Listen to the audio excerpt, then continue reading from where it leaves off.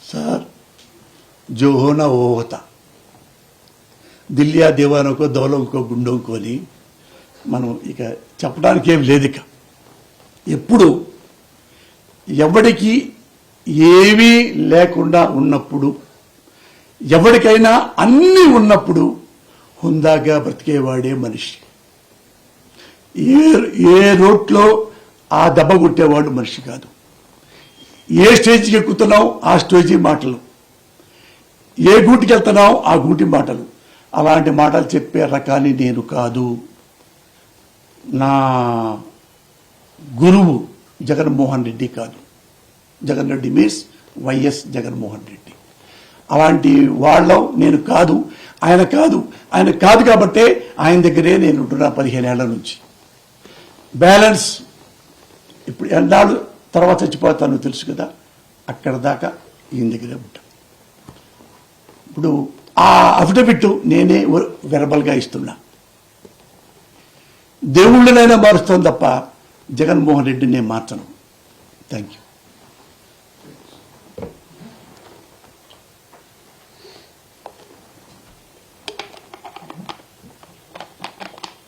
Affidavit లో సంతకం పెట్టాల్సి వస్తుందని భయంతో డిక్లరేషన్ ఇవ్వాల్సి వస్తుందనే దాంతో రాలేదు జగన్ అని క్వశ్చన్ ఇస్తారు చంద్రబాబు సార్. ఇప్పుడు ఒక మనిషి వాని ఫస్ట్ టైము ఎక్కడి నుంచో, కొరియా నుంచో, ఈజిప్ట్ నుంచో, ఎక్కడి నుంచో క్రిస్టియన్ జగన్మోహన్ అని వస్తున్నాడు ఒక అతను అని అంటే, అక్కడ ఎవరు బాబు నువ్వు, మీరు క్రిస్టియన్ అంట కదా, మీరు మరి పైన మా సంప్రదాయాలు వేరే, మా ఆచారాలు వేరే, మా పద్ధతులు వేరే, అందుకని ఈ అఫిడవిట్ రాసివ్వు అంటే ఈయన ఎన్నోసార్లు తిరుపతి వెళ్ళాడు. ఎన్నోసార్లు తిరుపతి సాంప్రదాయాల ప్రకారంగా లుంగి కట్టుకున్నాడు, పట్టు వస్త్రాలు పెట్టుకున్నాడు, దేవుడు దండం పెట్టుకున్నాడు. ఏంటి ఆయనకి దోషం ఏంటి చెప్పండి. నేను ఆయనకి యేసు ప్రభువుని ఎలా సిలువ వేసి కఠినంగా బల్లెంతో కొడతారో, ఒక డొక్కల్లో కొడతారో, అలా డొక్కల్లో కొట్టినా హిందూ ధర్మం గురించి ఒక్క మాట కూడా ఇప్పుడు జీవితంలో ఆయన మాట్లాడారు బ్యాడ్గా మాట్లాడింది నారా చంద్రబాబు నాయుడు. మదర్ ప్రామిస్లీ ఐఎమ్ టెలింగ్ యూ, హిందుత్వాన్ని ఘోరంగా తిట్టిన వాడు నారా చంద్రబాబు నాయుడు. ఎప్పుడైనా హిందుత్వాన్ని ప్రశ్నించాడా? ఒక్కటి చెప్పండి జగన్మోహన్ రెడ్డి. ఒకటి నాకు ఉంటూ బాగుపోయినా బాధగా కూడా మాట్లాడుతున్నంత నొప్పితో కూడా. ఆయన అన్నాడుగా, ముస్లిం సోదరుల దగ్గర మసీదులోకి వెళ్ళాడుగా, మసీదులో ముస్లిం సోదరుల దగ్గర మాట్లాడాడుగా, మోడీని విమర్శించాడు కదా, హిందువుల్ని విమర్శించాడు కదా, హిందుత్వాన్ని విమర్శించాడు కదా, హిందూ దేవాలయాన్ని పడగొట్టాడు కదా.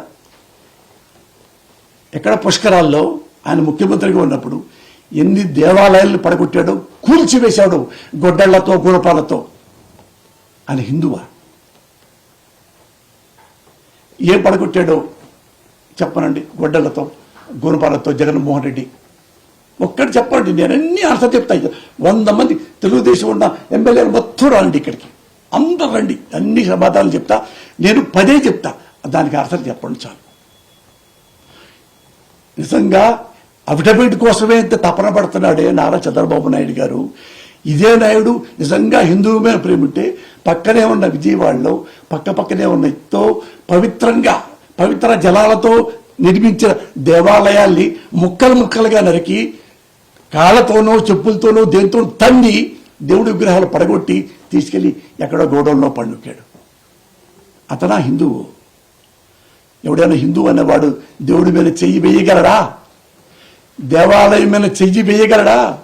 దేవాలయాల్లో చెప్పులు కూడా బయట పెట్టి మోకాళ్ళ తొక్కెళ్తారు.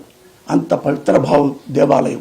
ఆ దేవాలయాన్ని ఎట్ట పడగొట్టాడో, గొడ్డలతో ముక్కులు, దేవుడి ముక్కు, దేవుడి గుండె, దేవుడి కాలు, అభయాస్తం దేవుడిది, దాన్ని కూడా గడ్డ పలుకుతో తొరిగేసి బయట ఎరగొట్టి ఎక్కడో దూరంగా ఇసిరి పడేశాడు. ఇది పొలంలో కట్టెలు కొట్టి ఇసిరేసినట్టుగా దేవుళ్ళని. అతనా హిందూ? ఒక్కసారి చెప్పండి సార్, నేను తెలుసుకుంటా. ఓకే, ఓ అర్థమైపోయింది ఒక్కసారే